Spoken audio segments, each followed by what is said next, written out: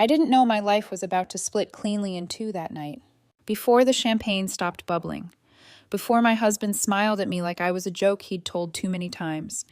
Before my mother-in-law's phone trembled in her hand and the truth detonated at our table. For years, everyone believed I was just the plumber's wife, and worse, I let them. I was sitting at a candlelit table in one of the most expensive restaurants downtown, surrounded by polished glassware, skyline views, and my husband's family. People who had never once tried to know me. They were celebrating his promotion, his success, his moment. I was just the accessory. My wife keeps things simple, my husband said, raising his glass. She fixes pipes, keeps things running. Laughter rippled around the table. Polite, easy, familiar. I smiled because I always did. What no one there knew, not my husband, not his parents, not his influencer sister who was filming everything for social media, was that earlier that same afternoon I had signed documents that put my company's valuation just shy of $1 billion. A company I built quietly, patiently, while they laughed, while they called me utility class, while they asked when I'd get a real career, while they spoke around me like I was furniture. I didn't correct them, not once. Because there's something revealing about watching people treat you as if you have no power, when in reality, you're holding all of it. The article went live that morning.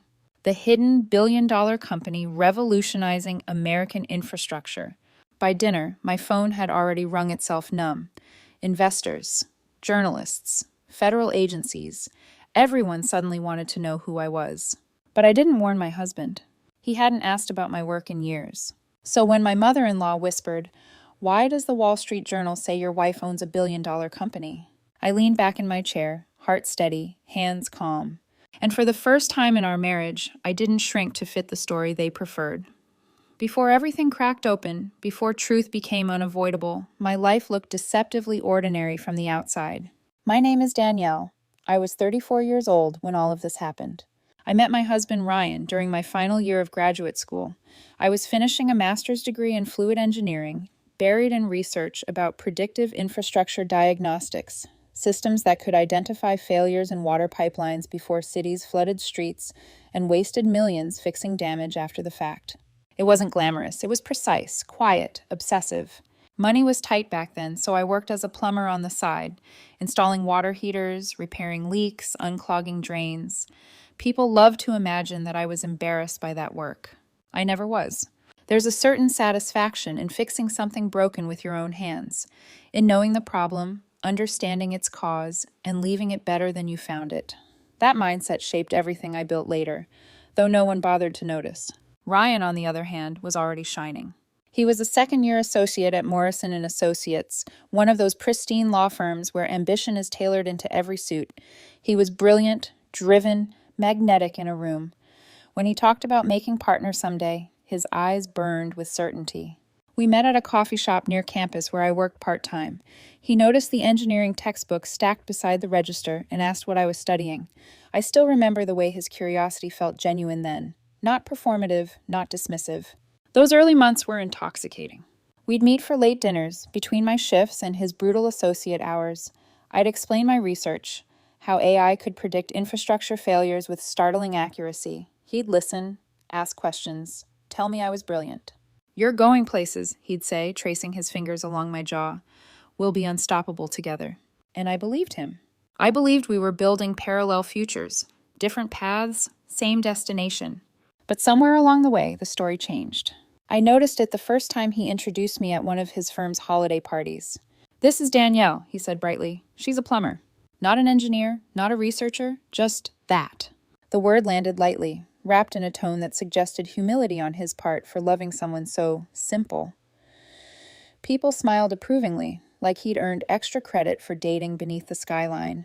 I laughed it off, told myself it was temporary. At the same time, I was quietly laying the foundation for what would become Aquatech Solutions, an AI-powered system designed to identify structural weaknesses in municipal pipeline systems before disaster struck.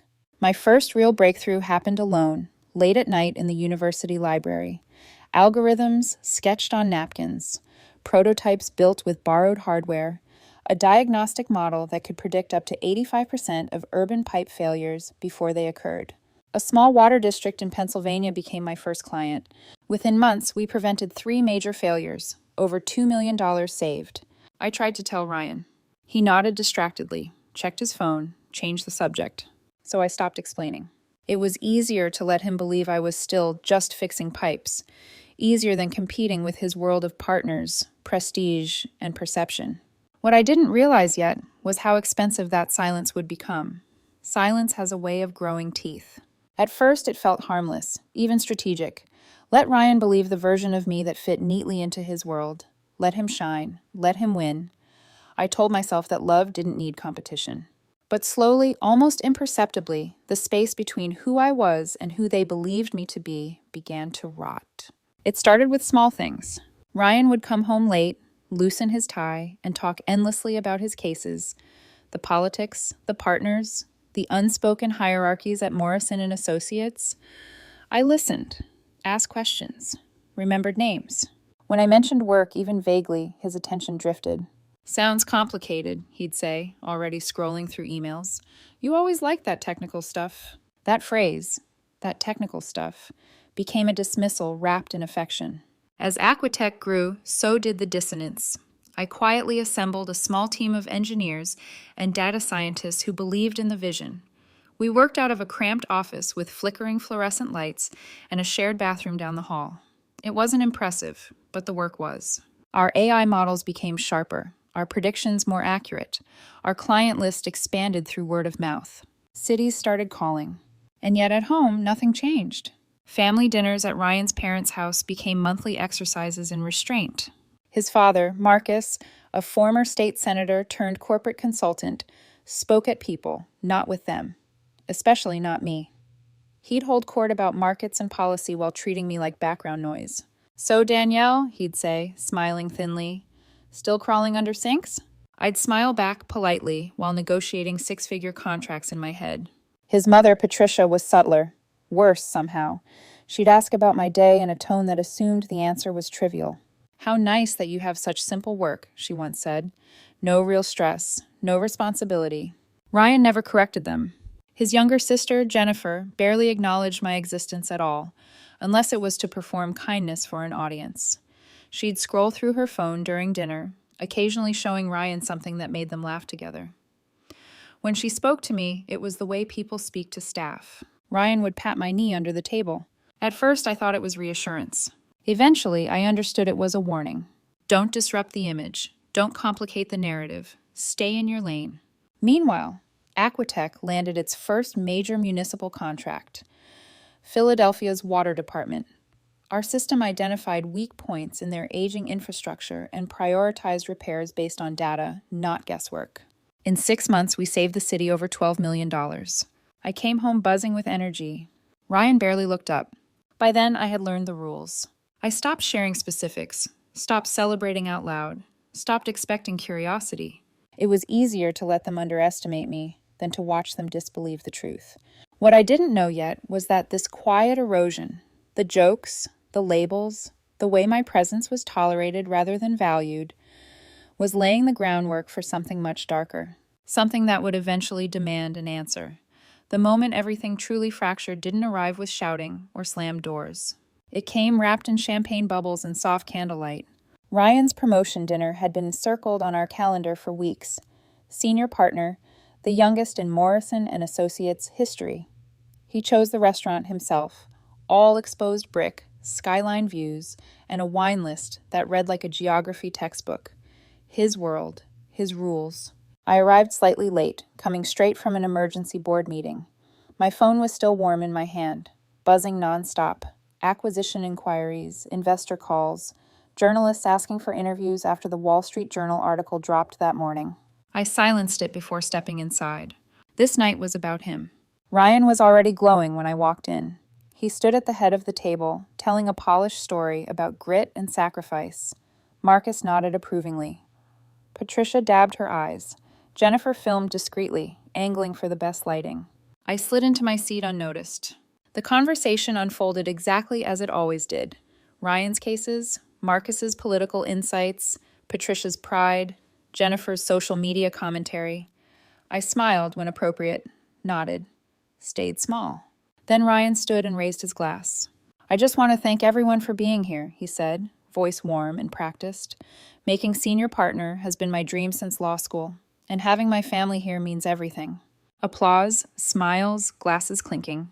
He paused, just long enough to make sure everyone was watching, and gestured toward me. And of course my wife, he added with a fond chuckle. She keeps me grounded, keeps things simple. Laughter rippled around the table. She fixes pipes, keeps things running, he continued. Not everyone needs ambition, right? Something in my chest went still. Not anger, not shock. Clarity. I lifted my glass and smiled. The same smile I'd perfected over years of not correcting anyone. The words utility class echoed in my head, though he didn't say them aloud this time. Then Patricia's phone buzzed. She glanced at it absent-mindedly, expecting gossip or politics. Her face drained of color so quickly I thought she might faint. Ryan, she whispered, why does the Wall Street Journal say your wife owns a billion-dollar company? The world narrowed to a pinpoint. Ryan froze mid-sip. Marcus leaned forward sharply. Jennifer's phone, still recording, lowered inch by inch. I leaned back in my chair, pulse steady. This was it. The truth didn't arrive gently. It detonated. Ryan's voice cracked. Danielle, what is she talking about? I met his eyes, really met them, and for the first time in years, I didn't soften myself. Aquatech Solutions is mine, I said calmly. I built it. Silence swallowed the table whole. The silence that followed wasn't empty. It was heavy, dense with years of assumptions collapsing all at once. Ryan stared at me as if I'd spoken in another language. His mouth opened, then closed again. I watched confusion turn to disbelief. Disbelief to something almost like fear. Marcus was the first to recover enough to speak, though his voice sounded wrong, strained. That's not possible, he said, eyes flicking between my face and Patricia's phone. There must be some mistake. Patricia pushed the screen toward the center of the table with trembling hands. The headline glared back at us in bold black letters. The hidden billion-dollar company revolutionizing American infrastructure. My name appeared again and again throughout the article. Quotes from city officials. Contract numbers. Technical explanations of Aquatech's AI systems. There was no room for interpretation. Ryan swallowed hard. Danielle, he whispered. You're a plumber. I nodded once. Yes, I said, and I'm also the founder of Aquatech Solutions. Both things are true. The restaurant continued around us, cutlery clinking, servers gliding past, but our table felt sealed off, like we were underwater. Jennifer finally lowered her phone completely. Wait, she said slowly. So, when we were joking about... When you called me the help? I finished for her, my voice steady. When your mother asked about my little jobs? When your father lectured me about building real wealth? I smiled, not cruelly, not kindly. I remember all of it. Ryan's hands were shaking as he set his glass down. Why didn't you tell me? He asked. We're supposed to be partners. The word partners landed wrong. You never asked, I said gently. Not once, not in 3 years. His face crumpled as realization began to stitch together memories he'd ignored. My late nights, my business trips, the way I'd stopped sharing details. I thought you were happy, he whispered. I thought you liked keeping things simple. I was happy building something meaningful, I said. I wasn't happy being treated like I was lucky to sit at this table. Marcus cleared his throat, slipping instinctively into damage control mode. Well, Danielle, he said, forcing a smile. This is wonderful news. Perhaps now we can discuss some opportunities, collaborations, my connections. I raised a hand.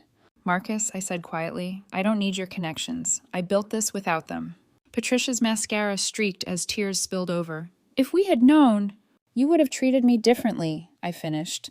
That's the problem. Ryan reached for my hand across the table. I didn't take it.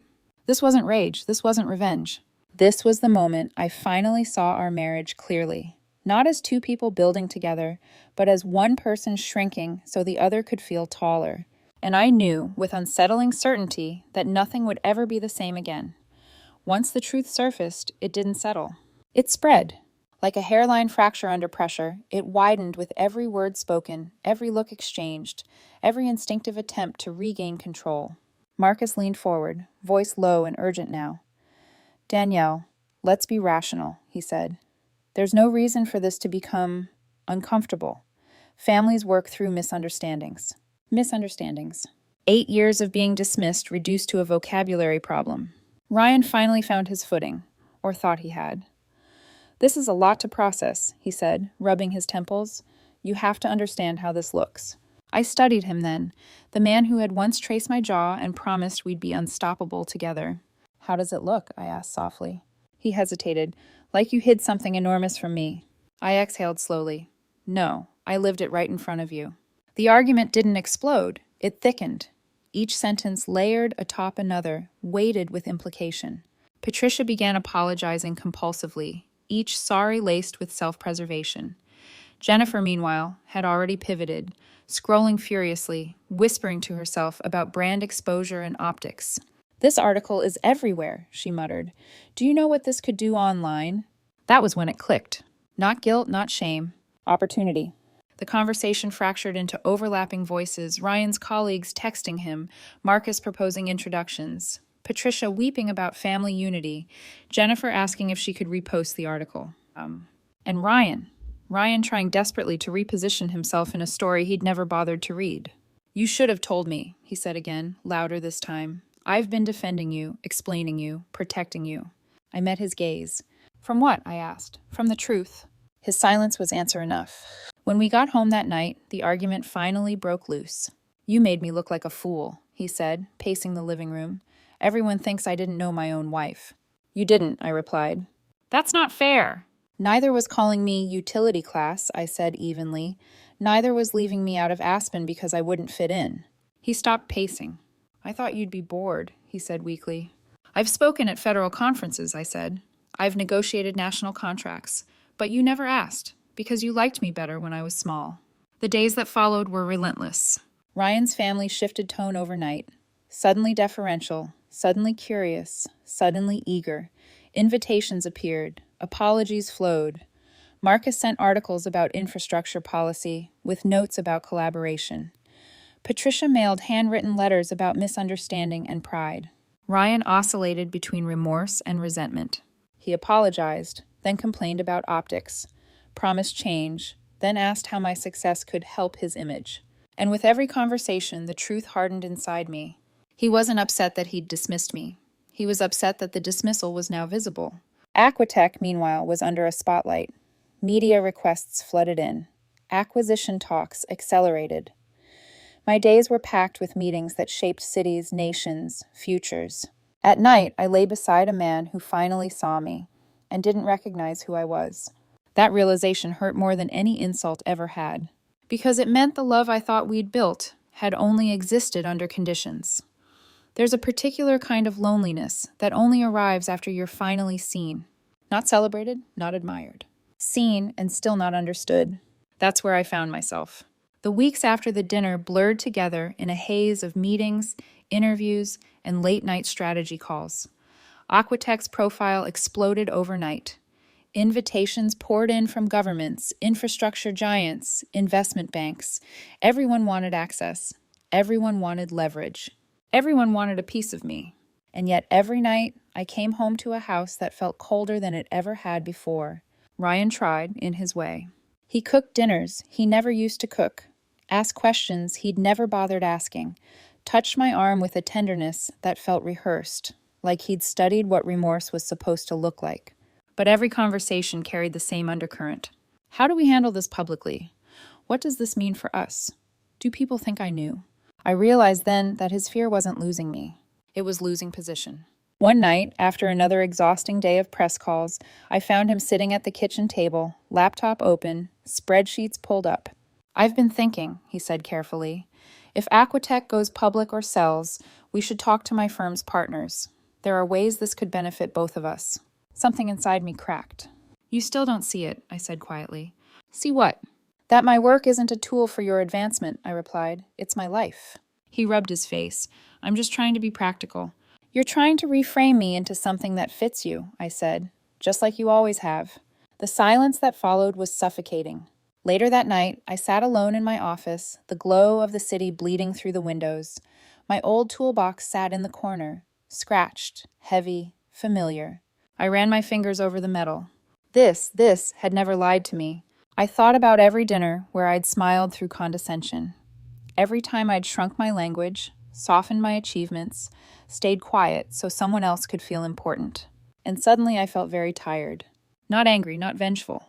Just done. I wondered when I'd stopped asking for respect, when I'd accepted conditional love as the price of peace. That night, lying in bed beside Ryan, I stared at the ceiling and understood something with painful clarity. The lowest moment wasn't being underestimated. It was realizing the person who vowed to stand beside me had only ever loved the version of me that made him comfortable. And that version no longer existed. The turning point didn't arrive as a dramatic confrontation. It arrived quietly, the way truth usually does when it's done waiting for permission. I was in my office early one morning, the city still half asleep, when my CFO closed the door behind her and sat across from me without opening her laptop. "That merger offer from the infrastructure consulting group?" she asked. "They want an answer." I nodded. I'd reviewed the numbers already. Strategic, clean, respectful. They weren't trying to absorb Aquatech. They wanted to partner with it, expand globally, scale responsibly. For the first time in weeks, my chest felt light. "Do it," I said, "on our terms." As she left, I realized something startling. Every major decision in my professional life felt clear, grounded, calm. It was my personal life that felt distorted, like I'd been standing in a funhouse mirror for years, accepting a warped reflection as truth. That evening, Ryan came home with forced enthusiasm. "I talked to Dad," he said. "He thinks this is a great opportunity for all of us to reset, start fresh. All of us." I looked at him and finally allowed myself to ask the question I'd been avoiding. "Ryan," I said evenly, "who were you married to before the article came out?" He blinked. "What do you mean?" I continued, "did you love me? Or the version of me you could explain to your parents and colleagues without discomfort?" He opened his mouth, then closed it again. That hesitation told me everything. "I didn't lie to you," I said softly. "I just stopped translating myself into something smaller." He reached for my hand instinctively. I stepped back. "I need space," I said, "not to punish you, not to teach you a lesson, but because I finally understand my value, and I won't negotiate it anymore." His face crumpled. "Are you leaving me?" "I'm choosing myself," I replied, "for the first time in this marriage." That night I packed a small bag, not in anger, not in haste, with clarity. I left my wedding ring on the kitchen counter, not thrown, not dramatic, just placed, because I hadn't bought it, and because symbols mean different things once truth enters the room. As I closed the door behind me, I didn't feel triumph. I felt relief, because walking away wasn't a loss. It was a correction. The fallout didn't arrive all at once. It rolled in slowly, methodically, the way consequences do when they're no longer being held back by denial. Once I stepped away, the story Ryan and his family had relied on collapsed under its own weight. At first, they tried to control the narrative. Marcus reached out with carefully worded messages about misunderstandings and family unity. He suggested dinners, conversations, clearing the air. The same man who once spoke at me now spoke carefully, afraid of saying the wrong thing to the woman he'd underestimated for years. Patricia sent handwritten letters, pages of remorse and revisionist history. She wrote about how proud she'd always been, how she never meant to diminish me, how families should stand together during change. Jennifer followed Aquatech's accounts, liked our posts, even commented publicly with fire emojis and applause. She never apologized. She didn't need to. She was already adjusting to the new alignment of power. Ryan unraveled more quietly. At work, the whispers started. Colleagues asked how he hadn't known. Partners smiled too tightly. Jokes landed wrong. The image he'd curated, the ambitious lawyer with the humble, grounding wife, no longer made sense. And without that contrast, his own shine dimmed. He tried calling me late at night, leaving voicemails filled with regret and confusion. "I didn't realize," he said again and again. "I didn't know what I was doing." But intent doesn't erase impact. Meanwhile, Aquatech moved forward, clean, focused, unapologetic. The merger finalized. Our combined valuation climbed. We expanded into over 200 cities nationwide, with international projects underway. I didn't gloat. I didn't retaliate. I simply lived. Ryan eventually asked for a formal separation, not because he'd found clarity, but because the imbalance had finally become undeniable. The divorce, finalized months later, was surprisingly amicable. He kept his narrative, youngest senior partner, prestigious career intact. I kept my company and my self-respect. The irony wasn't lost on me. The people who once treated me like background noise were now careful with their words, respectful, measured, but it was too late. Respect that arrives only after proof isn't respect at all. The strange thing about rebuilding your life is that it doesn't feel like starting over. It feels like coming back. By the time the divorce was finalized, the noise had settled, the headlines moved on, the phone stopped ringing nonstop. Aquatech, now merged with a global infrastructure firm, was implementing predictive systems in cities across the country and beyond. Our valuation edged toward $2 billion, but the number stopped mattering. I still keep my old toolbox in my office. It sits in the corner, scuffed and heavy, a quiet reminder of who I was before anyone thought I was worth listening to. Some days, I still do hands-on work, not because I need to, but because I want to. Because fixing something broken with your own hands is grounding in a way money never will be. Ryan is doing fine. He's dating someone who fits neatly into his world now. Someone with the right titles, the right connections, the right image. I genuinely hope he's happy. We weren't wrong for loving each other once. We were wrong for the version of love that required me to shrink. His family still reaches out from time to time. Articles forwarded, polite congratulations. Invitations framed as olive branches. I don't respond. They had years to see me as I was. They chose not to. People sometimes ask if I regret staying silent for so long, if I should have demanded respect earlier, if all of this could have been avoided. I don't think so. Silence taught me something invaluable. You learn who people are when they believe you have nothing to offer them. Respect that arrives only after success is revealed isn't respect, it's adjustment. I built something meaningful with my hands and my mind. I solved problems that mattered. I helped cities function better for millions of people, and I did it without applause. That's the lesson I carry forward. You don't owe the world a smaller version of yourself to make others comfortable. Sometimes the most powerful thing you can do is stop explaining who you are and let the truth speak for itself.